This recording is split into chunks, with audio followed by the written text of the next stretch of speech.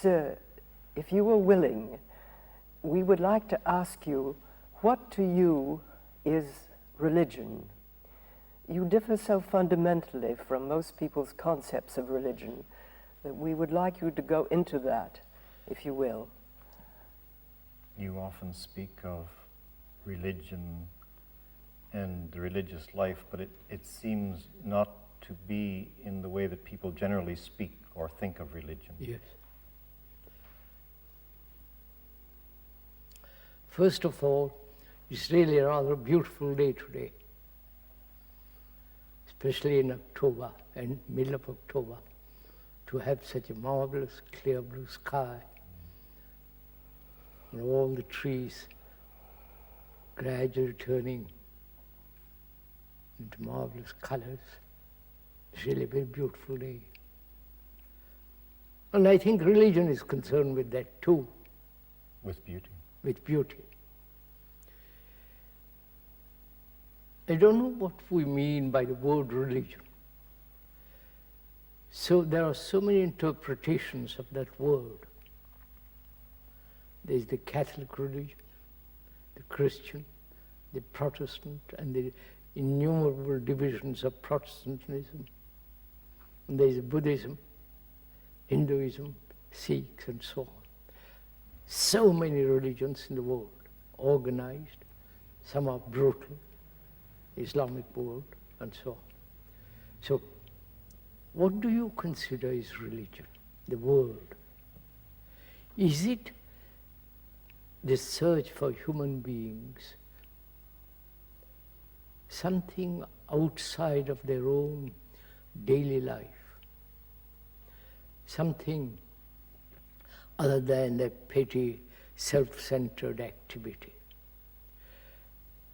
out of their own, beyond their cruelty, bestiality, and their vulgarity and all the rest of that. All the petty little things. Is it that human beings have always sought, from the most ancient of times, something beyond themselves? If we consider that something beyond themselves, beyond their daily life, then that becomes a religion of escape, which probably most religions are, as they are now. It is not connected with their daily existence. It's based on belief, on a book, or on faith, or on some dogma, rituals, the repetition of daily rituals, which goes on in practically all over the world. Incense, dressing up, fancy dress, and all that. All that, prayer included, is called leading a religious life. Going, as they do in India and most, at one time, 3 times a day to the temple. And the Islamic world, 5 times prayer. And the Sunday Mass, and so on. So this is considered a religious, or rather religious attitude. We are questioning that. Yes. I would like rather to question the whole nature and the structure of present-day religion. There are so many sects. They have found that Christianity is very limited. So they go off to Buddhism or to some kind of sectarian gurus and so on. The multiplication of this search for something other than the daily boredom, daily loneliness, the constant conflict and so on. This has been the pattern. Would you agree to that? But underlying this that goes on in the name of religion, still it seems to be aimed at something that we Yes. need, that we We want. said that there is something that man is seeking and gets caught in all this Yes. nonsense, really, invented by various priests from the beginning between God and man, and they were the interpreters. At one time they were the scholars, they were the people who wrote, who studied, who invented the language and so on. And there has been all the interpreters in between. If one rejects all that, as I do personally, because it seems to me rather immature, rather trying to play or pacify or gratify human demand for something other than this mundane life, so-called spiritual life. Sir, are you saying that the fundamental search, the fundamental moving towards something, is a real one? And A real it is, one, it's yeah, not natural. just an escape from the difficulties and the pains and miseries of life. Yeah. It is something real in the human psyche. I think there is some in the human psyche which is in constant conflict, facing constant problems and their solutions, the pressures, the poverty, the unemployment, the whole human modern existence. In spite of all that, there is this, any thoughtful person wants to find out there's something more. And it's termed parapsychology, miracles, all that becomes extraneous as far as I'm concerned. So, if one discards all this, if it is possible, discard rituals, discard totally faith, belief, altogether put aside the spiritual hierarchical system, Yes. Any authority.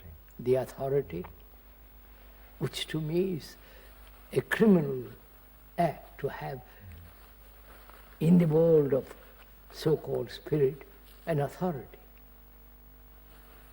That seems to be an anathema to me.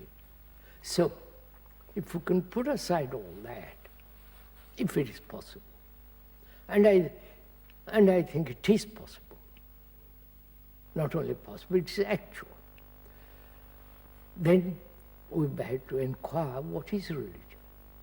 What is the religious mind or the religious activity of a human being? Not away from daily life, not something outside our activity from morning till night. If it is concerned with life, then we have to inquire,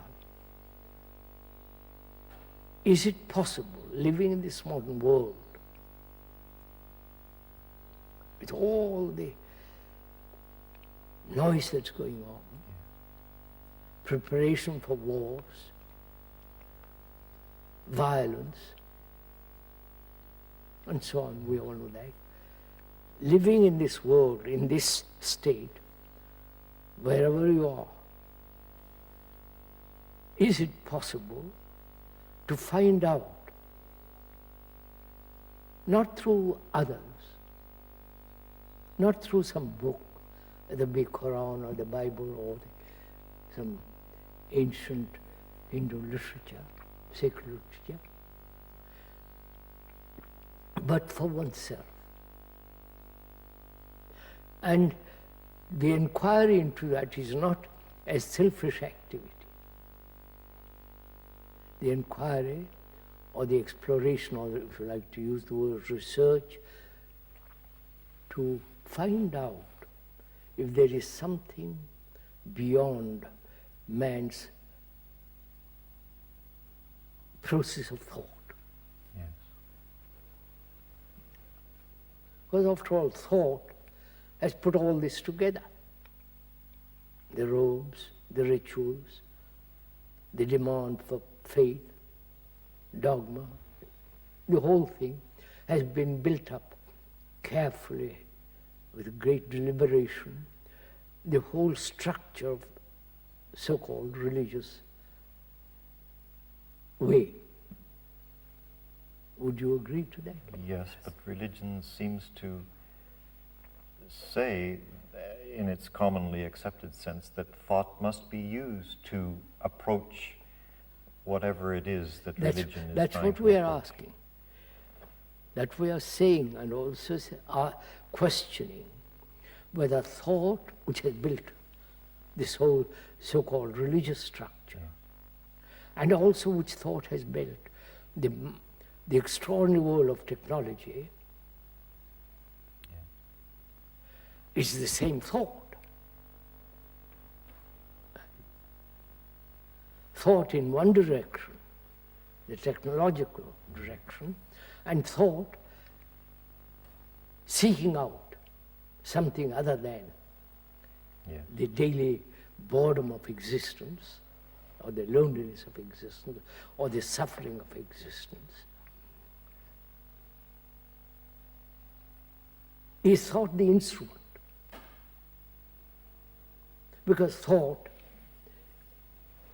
perhaps you would disagree with this, but thought is essentially limited. Because thought is based on knowledge, memory, and experience. So experience is limited, knowledge is limited now or in the future. As you can see in the scientific world, it's always gathering more and more and more. And therefore, when there is more, it's limited. Yes. I hope I'm making myself clear on this point. Yet, as whatever there can be more of It's must be obvious. limited. Yes. So, thought is limited. And thought is trying to find out the limitless. It can invent, it can imagine, and build on that imagination. Or say, there is something, and have faith about that. So many people turn to, or come up with what they would consider perhaps revelation. A revelation. Which is what, in your view? These are words which have been very carefully considered. What do we mean by revealing what? Either a conditioned experience, and therefore limited experience, and if I am devout Catholic and believe in all what they say, dogmas and all that, Savior, my thought is limited with regard to religion, being a Catholic or a Protestant or whatever you will. And that limited thought, limited inquiry can never understand or grasp the immense significance of that which is immense, immeasurable. And what can a person who wants to make this very fundamental inquiry, what is a person to do? They seem... That's what I would like to discuss. Suppose I'm one of those who's put aside completely all the religious structure and hierarchy, authority, and all the spiritual authority. They have no meaning to me personally. And so if a man like me says, now I want to find out, I want to really find out if there is something which is thought has not put together. Thought has put together the computer. Thought has put together the whole church, the books, the rituals. Science. They're all limited. So a man like me says, is there something that is not measured by words first? Right? Yes. Because words are an expression of thought. And are limited. And so words themselves become very limited. So one has to be greatly aware of the limitation of thought, the limitation of words. And is the brain free from all this? Or is it still conditioned by the tradition, by the past, the background, as a Christian, a Hindu, Buddhist, Islam, so on? Is one free from all that? If one is not free from all that, then your inquiry has no meaning. You're going round and round in circles. How can that be determined by the person? That requires another inquiry, which is it to do something per se for itself, not with a motive. I do something in order to get something else. That is very limited attitude or activity. So can the brain of an inquirer who has put aside all this, not because of a reward or punishment, but sees the futility of all this, the utter meaninglessness of all this. If he puts that aside deeply, not just verbally or intellectually, or be caught emotionally in some hooked up, as they say, in a belief, and pretend that he's free, then that's no meaning. That is a very dangerous moment for the inquirer, it seems to me, because he is apparently giving up certainties and beliefs, etc. And yet the subtle danger of something else, which still in that category coming in, is very great. No, you're saying something is given up, which is a certainty. Yes. But belief isn't a certainty. People think of it. Look, there are, if you face Islamic religion, Hindu, Tibetan, Christianity and so on, it's now being shattered. People are running away from all this. And there is no certainty in all this, no security in all this. One may pretend, one may hope for, but in actuality, there is no security, certainty. So one has the urge for security psychically, subjectively, is one of the most dangerous things. Because one wants security. One wants to be certain. And that is the pitfall. Because the moment you can find something and stick to it, and say, this I'm certain. I've had marvelous experience, I'm quite sure it is so. So, one has to have this quality of doubt. Doubt everything, your own experience, your own thinking, and all the inhibitions, all the aspirations, all the imagination, doubt all that. Because it's one of the strange factors in certain religions like Buddhism and Hinduism. Doubt is encouraged. Doubt say you must doubt, you must question. In Christianity, that's taboo altogether. If you doubt it, the whole thing will collapse. In the heretic, those who doubted were burned, destroyed, and so on. We won't go into all the power. So, can a human being who has been nurtured in all this, educated, conditioned in all this, put aside all that? That's the first question. To have a brain that has no problems, because a problem that is not resolved totally creates other problems. So the brain is constantly faced with problems. And so it's in travail, it's in conflict, it's perpetually battling with itself. So, not to have conflict. Then the brain begins to be free and then begin to inquire. Otherwise you can't inquire. If you are a student or a research professor or inquirer into any material thing, you inquire, you research, you don't cling to anything, you don't cling to a former knowledge or former experience, is that limited, move on. But we don't do that.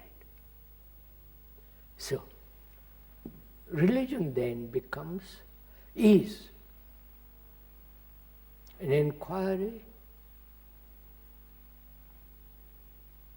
and that inquiry has no path, no direction. You follow it becomes extraordinarily subtle. There must be no motive. If you have a motive, it already set the course. Yeah. So are you also saying that the inquiry must continue, that you don't arrive at a point where you stop inquiring or whether you have an answer, so-called, but that spirit of continuing inquiry? This is a rather difficult question to answer.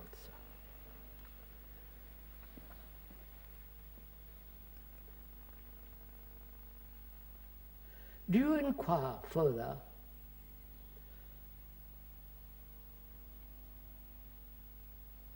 if you come to something that is not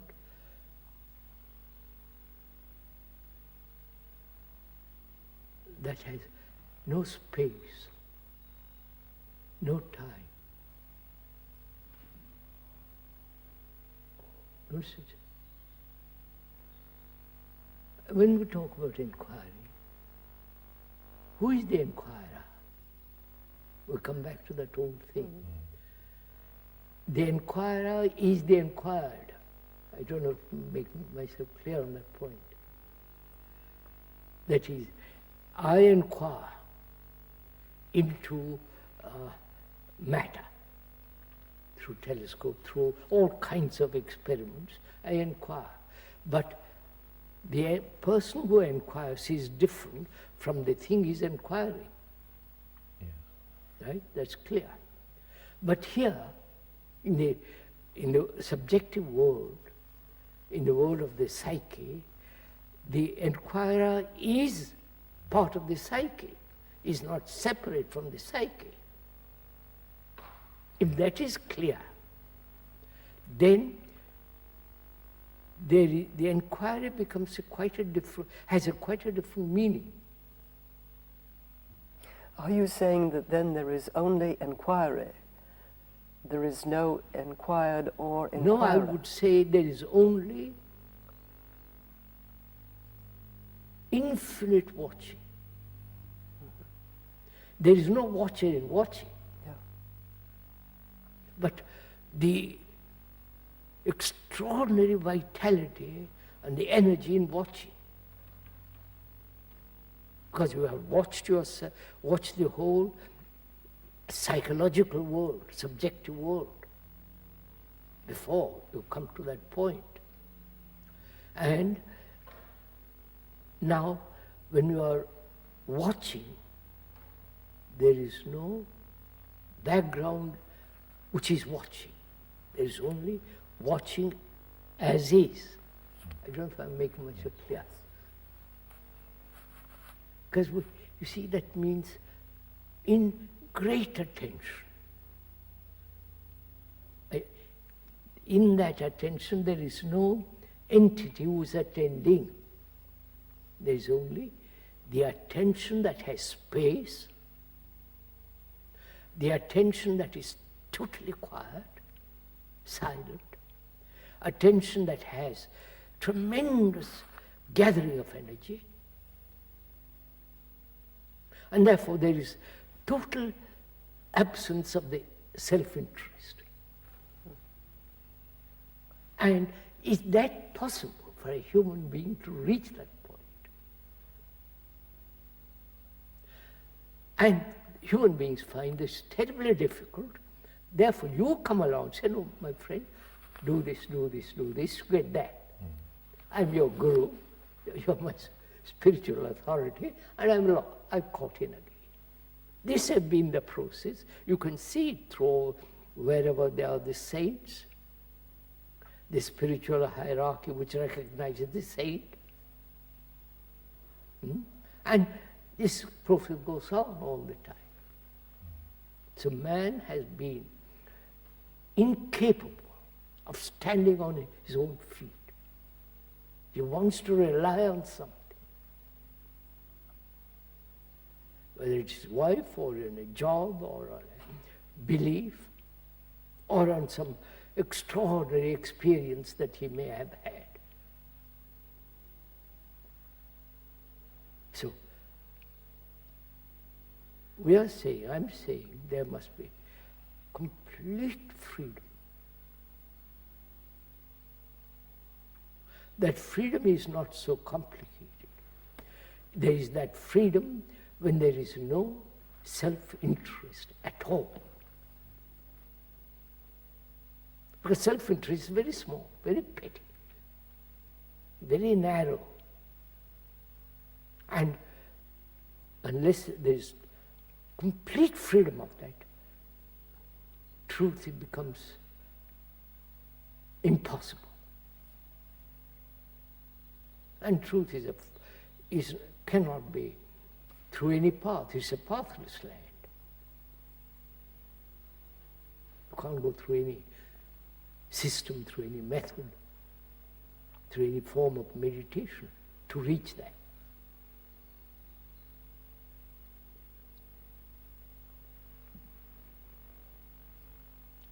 There's really no reaching. It is.